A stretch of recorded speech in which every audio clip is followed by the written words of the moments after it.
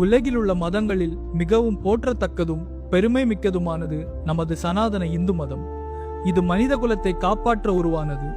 மனிதகுலம் தர்மத்தின்படி வாழ கடவுள் ராமர், கிருஷ்ணர் போன்ற அவதார புருஷர்களாக பூமியில் தோன்றினர். ஒரு சொல், ஒரு இல், ஒரு வில் என வாழ்ந்த மரியாதா புருஷன் ஸ்ரீ ராமபிரான் அவதரித்த தினம் ஸ்ரீ ராமநவமி. 10 அவதாரங்களில் ஒரு அவதாரமாக தோன்றி மனிதகுலம் எப்படி வாழ வேண்டும் என்று உணர்த்தியவர். ஹிந்து தர்மத்தில் ஏற்றத்தாழ்வு என்ற எண்ணமே இல்லை என்பதை உணர்த்தியவர் ஸ்ரீராமர்.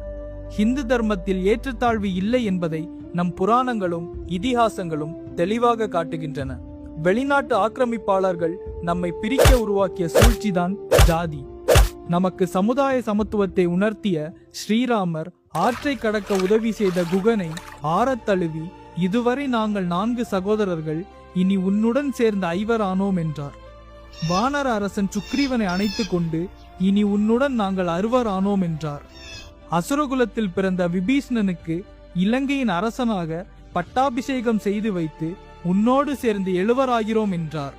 வேடன், வானரம், அசுரன் போன்றவர்களை ஜாதி இனம் பார்க்காமல் அனைவரையும் தன் உடன்பிறப்பாக ஏற்று சகோதரத்துவத்தை வெளிப்படுத்தினார் ராமபிரான்.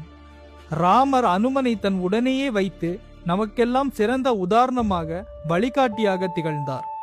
சீதையை தேடி அலைந்தபோது சபரிமாதா அளித்த எளிய கனிகளை உண்டு சமுதாயத்திற்கு முன்னுதாரணமாக வாழ்ந்தார்.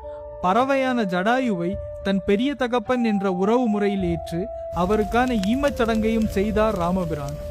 ராமனை விட சமூக நீதி காவலன் வேறு யார் இருக்க முடியும்? ஹிந்து சமுதாயத்தில் ஜாதி வேறுபாடு இல்லை என்பதற்கு இதைவிட சிறந்த உதாரணமே இல்லை. ஆக்கிரமிப்பாளர்கள் உருவாக்கிய பாகுபாடுகளை களைந்து ஒன்றுபட்ட இந்து சக்தியை உருவாக்குவோம். அவர் பிறந்த ராமநவமி நன்னாளில் அவரை போற்றி பாடுவோம்.